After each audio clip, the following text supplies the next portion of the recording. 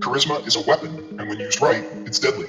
Politicians, influencers, even CEOs, they all use charisma to manipulate, sell, and control. And most of us don't even realize we're being played.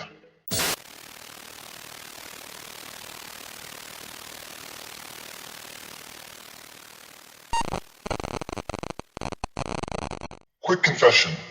Ever look at Jim Jones and think, I could totally run a cult? Not that I'd actually do it, but imagine the power, charisma, mind control, a world where you're the boss. Don't lie, you've all wondered, I could do this better. But let's be honest, a cult? Way too much work.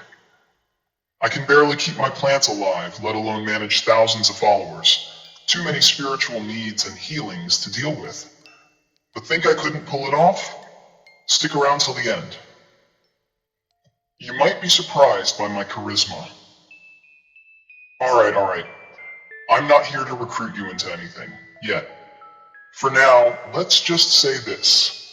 If you haven't heard of me, I'm Medusix, the one and only online buddy that's gonna hit you with the controversial, the twisted, and the downright insane. Honestly, I'm like the spicy mustard to your boring sandwich. Now, if you haven't already, hit that like button. Subscribe like your life literally depends on it, because let's be real, some of you are only here for the drama, and that's okay, I get you. Oh, and drop a comment below, unless of course, you're one of those people who puts ketchup on pizza. In which case, you know what? No judgment. But like seriously, get a grip.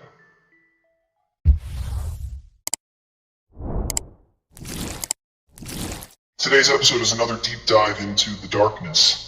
Another twisted chapter in our Criminal Minds series, this time with a side of cults. 'Cause, yeah.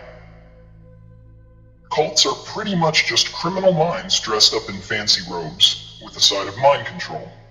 And today, the People's Temple, led by none other than Jim Jones. And trust me, this one's juicy. Now let me be clear, I don't know if you've ever considered joining a cult, but I sure have. When I was like 10, I seriously thought about joining the Illuminati. I mean, come on, they've got all the answers, right? But then I realized, nah, I'm not ready for the sacrifice the goat part of the membership. So, I backed out. Don't worry. I'm not clearing myself from any Illuminati suspicion here, but it did make me wonder, what if I really went in depth on the Illuminati next time? Now, that would be a wild ride. Let me know if you want me to explore that madness in my next video. Spoiler alert, it's gonna be insane. Alright, let's dive into this mess. Jim Jones. Born in 1931 in Indiana, Jones was just another regular guy with an obsession for power and influence. He wasn't born with a silver spoon or some mystical lineage. He was just a guy who knew how to sell a vision. By the time he hit his 20s, he was already obsessed with the idea of racial equality. In the 1950s, when civil rights were a raging topic in America, he capitalized on it. He wanted to be seen as the savior of the oppressed, and he wrapped that message in the shiny packaging of a charismatic preacher. Sounds noble, right?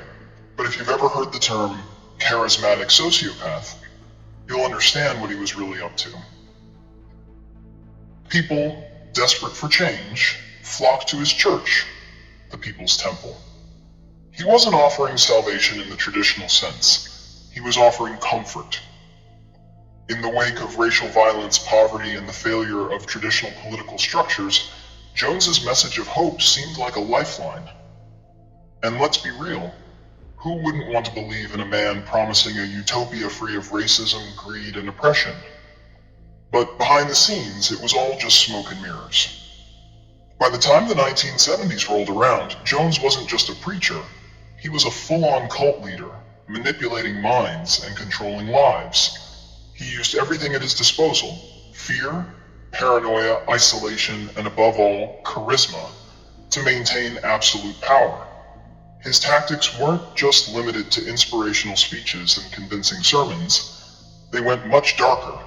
He imposed strict rules, made people feel guilty for questioning him, and turned his followers into emotional and physical prisoners. Sounds familiar? Yeah, that's pretty much how every cult operates, from Scientology to the infamous Manson family. Now let's talk about the real horrors. In 1977, after increasing media scrutiny and the pressure from government investigations, Jones did what any smart manipulative leader would do. He took his followers and relocated them to a jungle in Guyana, where he built Jonestown. Jonestown. Sounds like a safe little paradise, right? Like something you'd expect in a utopian novel. But in reality, it was a nightmare. Jonestown wasn't just a secluded commune, it was an experiment in psychological control. People didn't just go there to escape the world and live in peace, they were trapped. Once they arrived, they were too far gone to leave. Jones controlled everything: food, water, sleep, communication, even relationships. If you didn't obey, you were punished. If you didn't follow the rules, you were cut off. This wasn't a retreat. This was a prison. And anyone who tried to break free or question the leader's authority faced severe repercussions, sometimes violence, sometimes death. And then came the massacre. November 18th, 1978.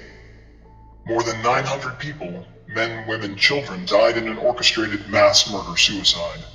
Not a collective suicide like some people think. Jones ordered it. He forced his followers to drink cyanide-laced Kool-Aid. The whole thing was a trap designed to eliminate anyone who might challenge Jones's authority. They weren't escaping to a better place. They were murdered.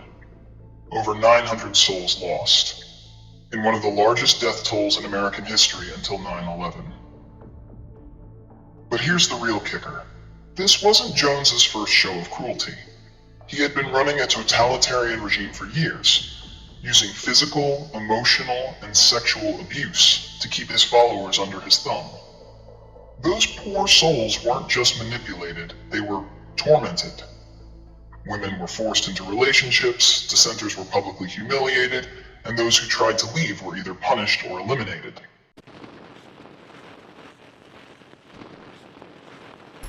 So there you have it. The People's Temple, a movement that started with hope and ended in one of the most horrific mass murders in history. But here's the thing. Cults like Jonestown are still happening. Don't kid yourself into thinking this was some isolated, one-off event. Cult leaders still use the same tactics today: charisma, mind games, and isolation to control their followers. But let's back up for a second. I know what you're thinking. That could never happen to me. But let me ask you this. How many of you are following influencers online who have absolute control over your thoughts and actions? They're selling you products, ideas, lifestyles, all while wrapping it in a shiny package of charisma. Sound familiar? Don't be naive. It's not just religious cults. Power dynamics exist everywhere. Charisma is a weapon, and when used right, it's deadly. Politicians, influencers, even CEOs, they all use charisma to manipulate, sell, and control. And most of us don't even realize we're being played. Before I wrap up, yeah, that Illuminati thing? Maybe we'll dive into that next time. Trust me, it'll blow your mind. Want it? Drop a comment. But for now, stay away from Kool-Aid, avoid the charm of those who promise too much, and for the love of all that is holy, just get your life together. Catch you next time.